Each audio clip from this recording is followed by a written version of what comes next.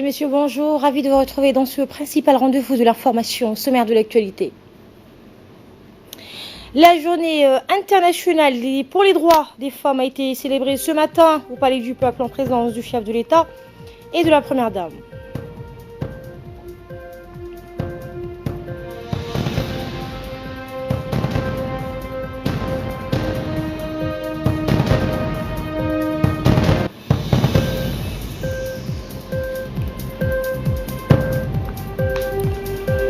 Et il y en a un Boeing 737 de la compagnie Ethiopian Airlines qui avait décollé à Addis Abeba pour se rendre à Nairobi au Kenya s'est écrasé ce matin. 157 personnes étaient à bord, dont 8 membres d'équipage. Nous sommes le 10 mars 2019. Bonjour et merci de nous accueillir chez vous. Le hasard a voulu que le 8 mars donc coïncide cette année un week-end. La célébration de la Journée internationale des droits de la femme a été donc célébrée ce matin au Palais du Peuple. Une cérémonie a été donc organisée à cette occasion par le ministère de la Femme et de la Famille en collaboration avec l'Union nationale des femmes djiboutiennes, l'UNFD. Cette année, le thème de la Journée internationale des femmes, célébrée donc le 8 mars, est penser équitablement, bâtir intelligemment, innover pour le changement. Il place l'innovation par les femmes et les filles, pour les femmes et les filles, au cœur des efforts pour parvenir à l'égalité entre les sexes. Le président de la République, Ismaël Omar Guelleh, et la première dame et présidente de l'Union nationale des femmes djiboutiennes, Madame Khadra Mohamed Haïd, ont été accueillis dès leur arrivée sur l'esplanade du Palais du Peuple par le Premier ministre Abdelkader Kamil Mohamed, entouré de la ministre de la Femme et de la Famille, Moumena Ahmed Hassan, et de la vice-présidente de l'Union nationale des femmes djiboutiennes, Madame Hasna Ahmed Bilil, ainsi que les femmes parlementaires. Vous les voyez à l'image.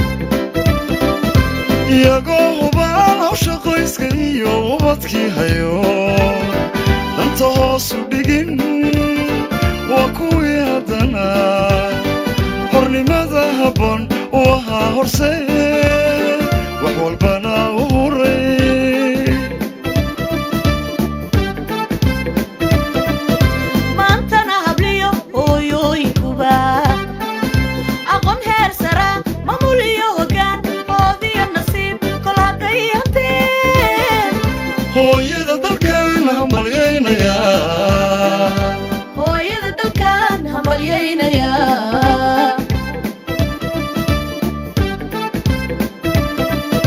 maantana habliyo hooyooyinkuba marquant la journée internationale des droits de la femme, une annonce de taille a été faite par le président de la République. Le congé de maternité sera élargi à 6 mois au lieu de 3 mois et 10 jours. Cette annonce a suscité des applaudissements. Vous entendrez le chef de l'État dans ce journal. Nourri des participants à la cérémonie et notamment des femmes djiboutiennes à leur tête, la première dame. La date donc du 8 mars est une journée spéciale pour toutes les femmes du monde. Elle représente la commémoration de l'émancipation féminine et de la reconnaissance de leurs droits.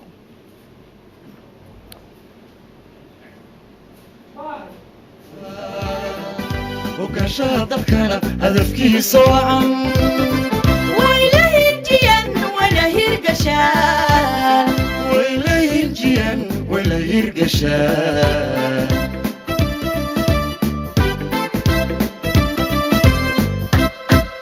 يهبو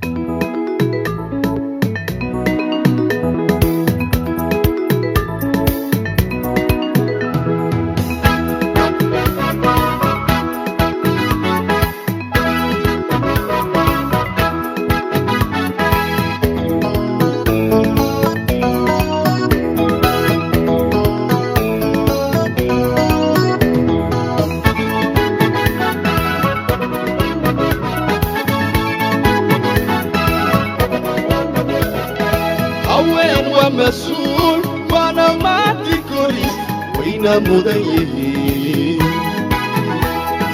هوين ومسؤول وانا ما تكوريس وين مديه مركز طبا إلي مولاك اليمين معلك أفكيو ما ملكي ربتا معلك أفكيو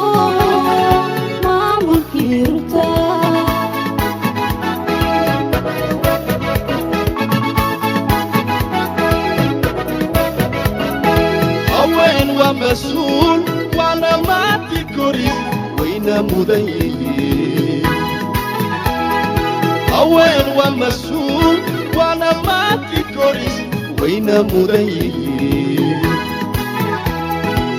مركز طبا إلي مولاك اليمين معلك أفيو ما ملكي ربتا معلك أفيو ما ملكي ربتا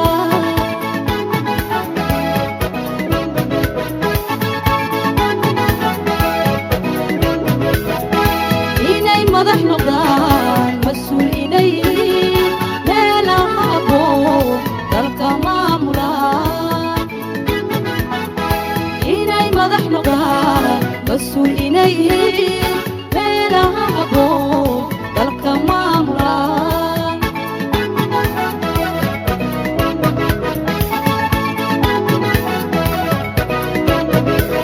وي مينستريو دين معلمين ورغمالين ابقى ميدين وما هذا الليل والمدى الشندية وحمد أحكو السجن إيه هوينا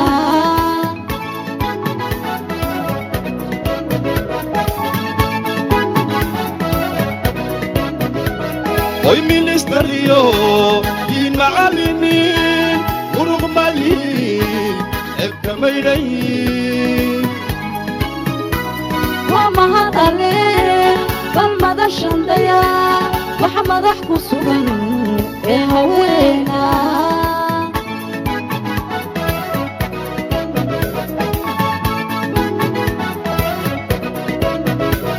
ما شعر مريه بحدكم عليا دكم عليا وما هذا الليل هويك جبوتي horumar gaadh gaadh horumar gaadh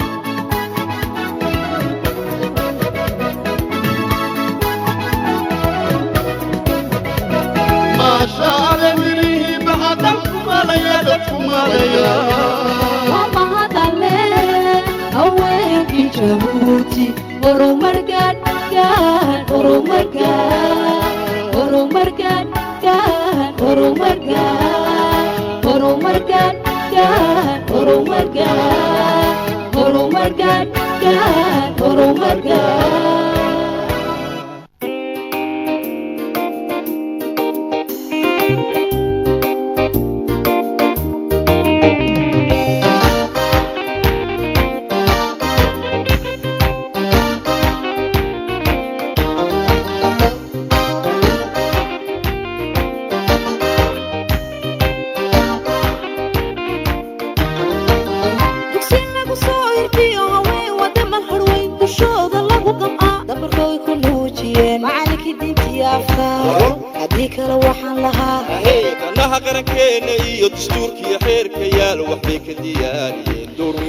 Le président de la République, son épouse ont d'emblée effectué une immersion donc au hall du Palais du Peuple où ils ont visité les stands d'exposition, les unes présentant leur savoir-faire et les autres donc les produits et services qu'offrent leurs entreprises. L'illustre parrain de la journée et la première dame ont ensuite rejoint leur place dans la salle de spectacle.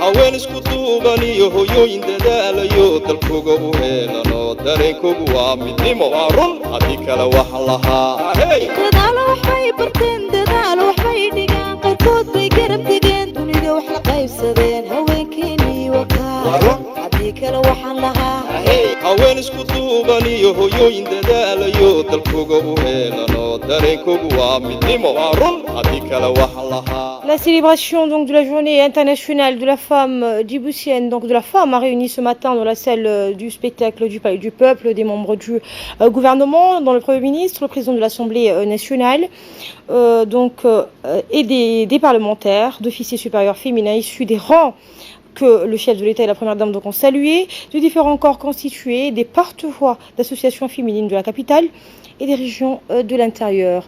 Eh bien, une journée riche en couleurs à l'esplanade du Palais du Peuple. Les artistes, chanteurs et musiciens ont présenté un spectacle de musique, chant et théâtre imprégné des cultures communautaires nationales.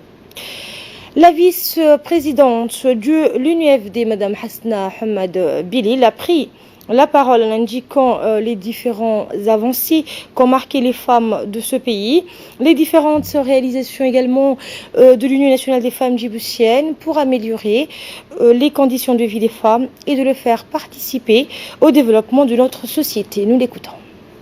C'est avec un insigne honneur que je me retrouve parmi vous pour célébrer avec vous la Journée internationale de la femme.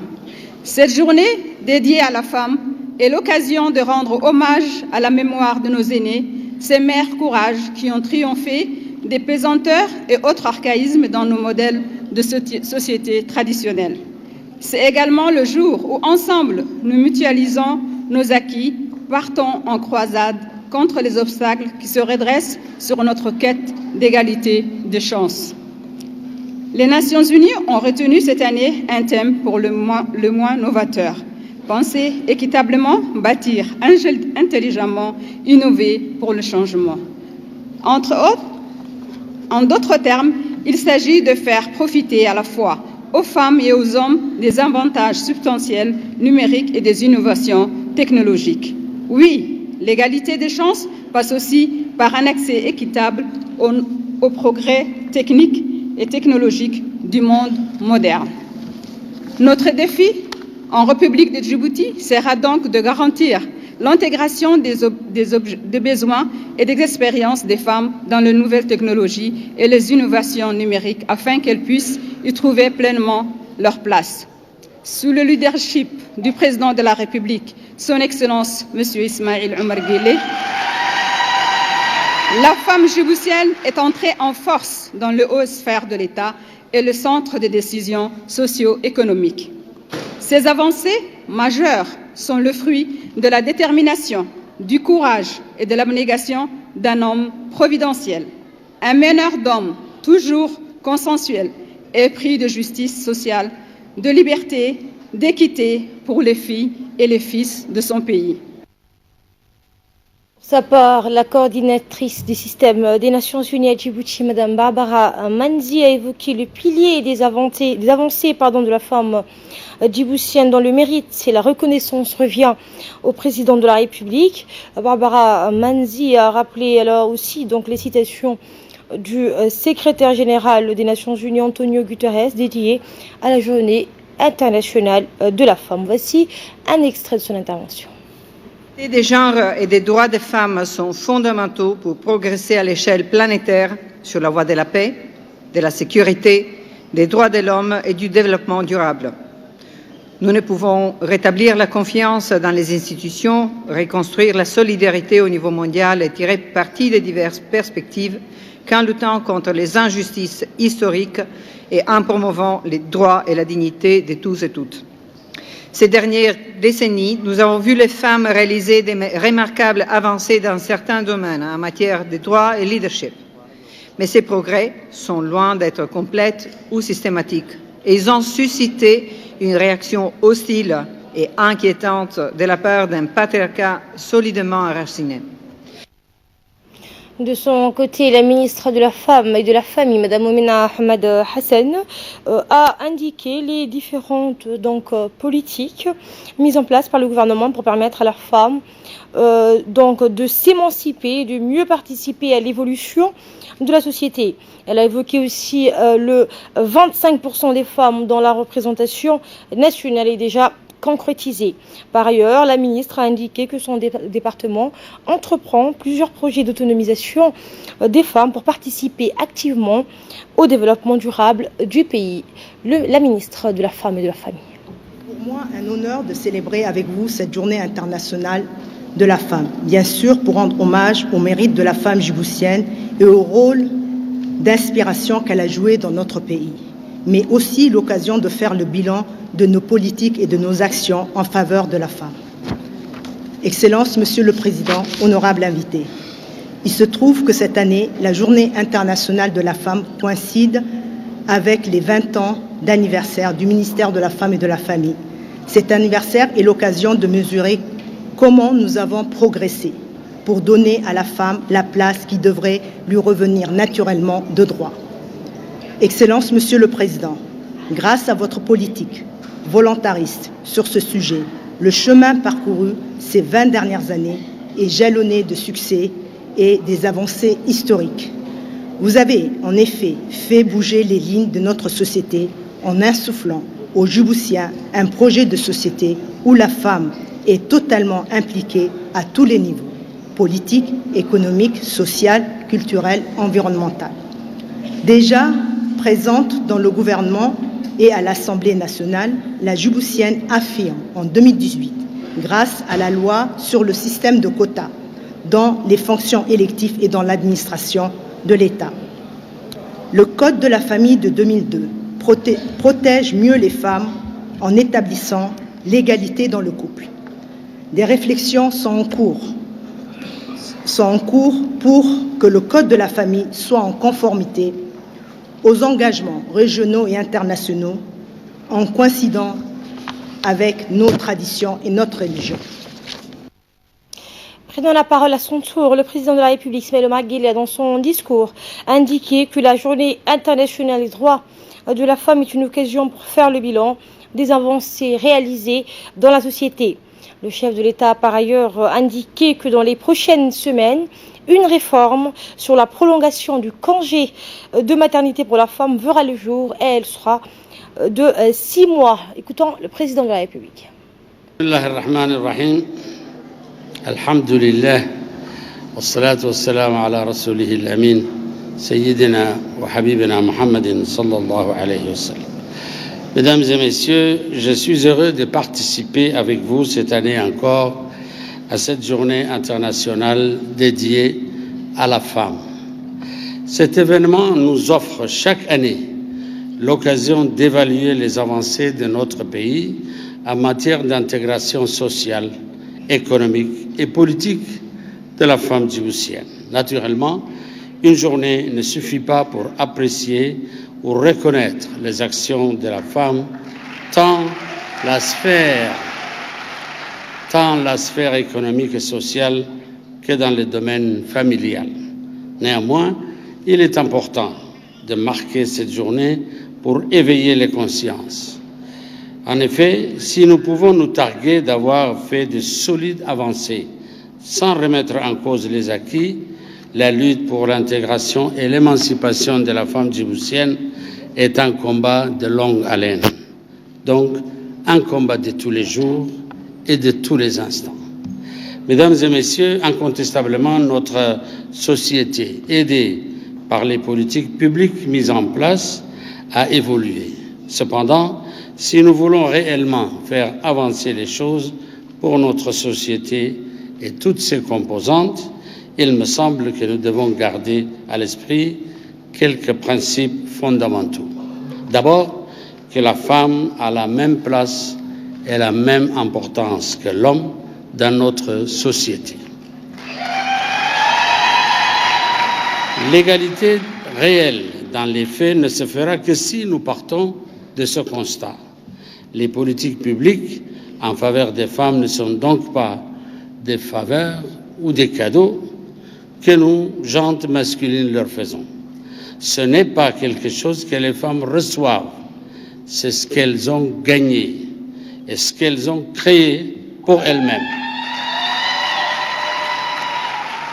Ensuite, il ne saurait être question de justifier des inégalités ou des privations de droits par le seul fait qu'un individu est né femme. Une fois ces deux principes acquis, il est évident pour tout un chacun que la question des inégalités hommes-femmes n'a plus lieu d'être. Mesdames et messieurs, certes, notre pays et notre gouvernement a toujours eu une politique volontariste lorsqu'il s'agit de restaurer l'équité et l'équilibre des droits au sein de nos institutions. À titre d'exemple, en 2018, le gouvernement a légiféré pour que les partis politiques proposent en position éligible dans leur liste 25% des femmes. Bien entendu, cette mesure n'est qu'une étape de plus sur le chemin de la parité et de l'égalité hommes-femmes au sein de la représentation nationale. Mais pour bousculer le conservatisme de tous bords et pour que la question du genre soit perçue comme un paradigme de bonne gouvernance, il nous faut faire plus, beaucoup plus. Notre nation, notre société, nos institutions ont besoin de l'apport des femmes. Cet apport, un temps négligé, marginalisé et même inhibé, est essentiel pour le développement de notre pays et pour l'épanouissement de nos concitoyens et de nos concitoyennes. C'est pourquoi le gouvernement est résolument décidé à valoriser et à mettre en relief cet apport, car il s'agit d'un apport multidimensionnel qui ne peut qu'enrichir la collectivité et la République. Réécoutons donc la seconde partie de l'intervention du président de la République. Sur le plan économique, on estime que les écarts entre hommes et femmes sur le marché du travail, et notamment la question de l'accès, coûtent à l'économie environ 15% du PIB. Pour être clair, nous privons notre économie et notre société de gains réels que représente l'accès et la contribution des femmes sur le marché du travail. Mesdames et messieurs, pour remédier à cela, nous devons lever les obstacles institutionnels qui empêchent les femmes d'accéder et de s'imposer durablement sur le marché du travail, tout en faisant les choix qu'elles souhaitent, sans avoir à sacrifier aucune part de leur vie qui serait importante pour elles. Très souvent, dans la compétition du marché du travail, où les femmes arrivent aux côtés de leurs collègues masculins à compétences égales, seuls de manière insidieuse. Il est opposé aux femmes la carrière ou la vie de famille. C'est à elles seules que revient cette question de choisir, d'avoir du succès dans sa carrière professionnelle ou être une bonne mère de famille.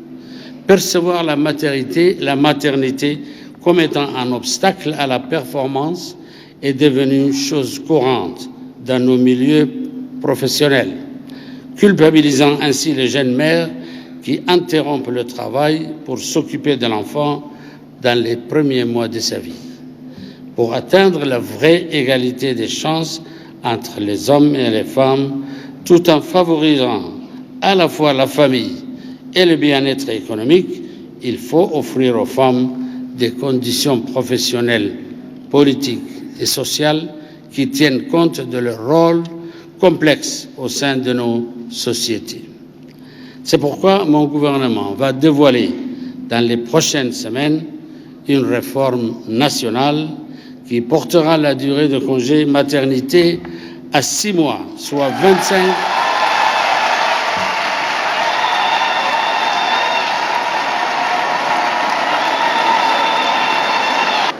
25 semaines contre 14 semaines actuellement. Cette mesure a une double visée. La première est économique et doit permettre aux femmes de rester sur le marché du travail sans se retrouver face au choix cornélien de perdre son emploi ou de devoir quitter son nouveau-né bien trop tôt. La seconde porte une dimension de santé publique en matière de santé maternelle et sur le développement de l'enfant durant la période cruciale des 6 premiers mois, notamment sur le plan nutritionnel. Bien entendu, s'agissant du coût de cette réforme, il ne s'agit pas de pénaliser les femmes en les rendant plus chères en termes de cotisation sociale. Donc, cette mesure n'augmentera pas la part versée par l'employeur, bien évidemment. Mesdames et messieurs, les conditions d'existence de la femme djiboutienne, longtemps barricadées par des préjugés et des pesanteurs, ces conditions d'existence s'ouvrent à la modernité et à une meilleure compréhension des choses. Car au fur et à mesure que notre société progresse, les préjugés s'évaporent et les pesanteurs s'estompent. Nous le savons, il n'y a pas de limite au travail ou aux efforts qu'une femme peut fournir. Et nous le voyons sans cesse car elle continue à être sur tous les fronts et à mettre à mal les stéréotypes malgré les obstacles et les carcans que leur impose la société. Naturellement, le gouvernement continuera à agir toujours et encore pour l'épanouissement de nos filles, de nos sœurs et de nos femmes, comme il l'a fait dans l'accès à l'éducation, dans l'accès à la santé ou encore dans l'accès au marché du travail. Il n'hésitera pas à prendre des mesures spécifiques pour corriger les inégalités et les discriminations qui empêchent la femme djiboutienne de prendre sa place entière dans le développement de notre pays. Je tiens donc à saluer,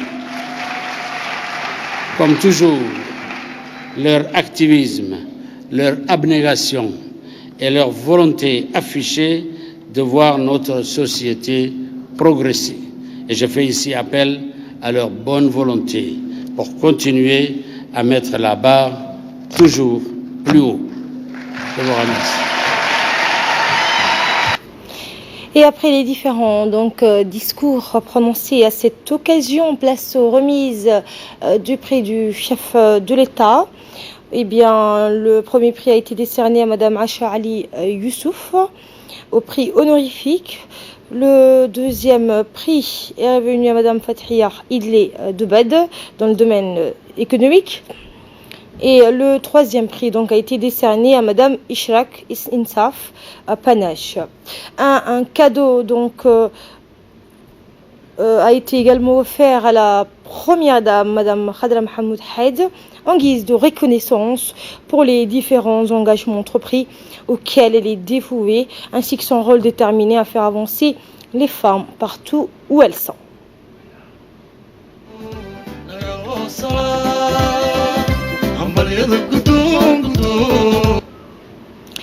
Et autre actualité de ce 15h, le ministre de la Communication, chargé des postes et des télécommunications, M. Abdi Youssef Sugé, a reçu ce matin son homologue du Somaliland, Abdulwali Cheikh Abdallah.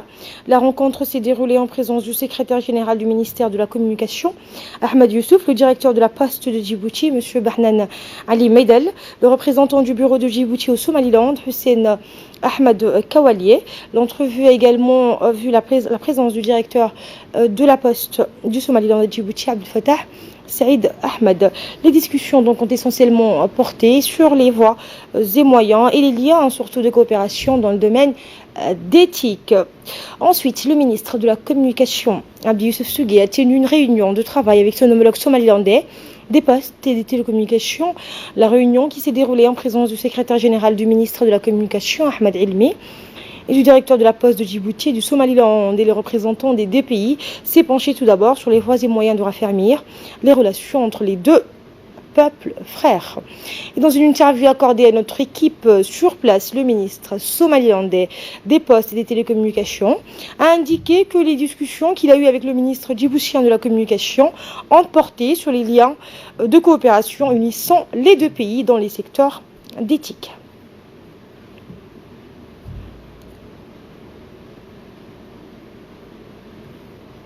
Eh bien, le ministre somalilandais de la Communication Somaliland, Abdulwali Cheikh Abdallah, accompagné du directeur de la Poste, M. Bahnan Ali Meidel, a entamé une visite à la Poste d'Anguilla.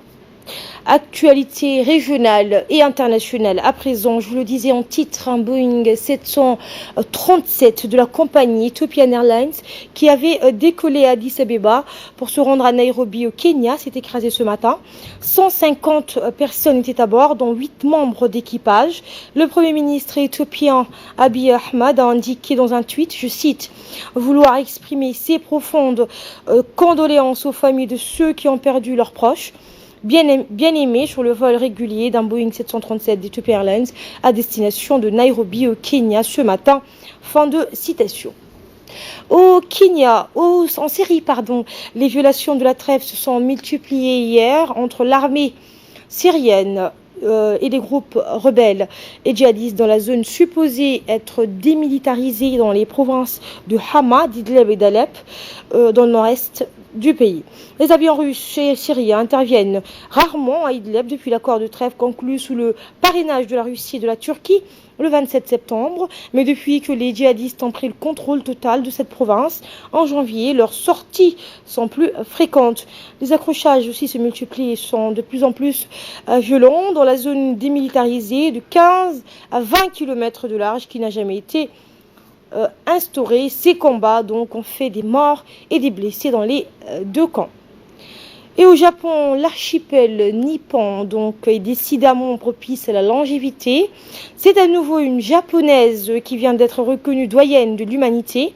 Kan Tanaka, âgée de 116 ans, est désormais la personne la plus âgée de la planète. Kan Tanaka vit dans une maison de retraite à Fukuoka, au sud du Japon.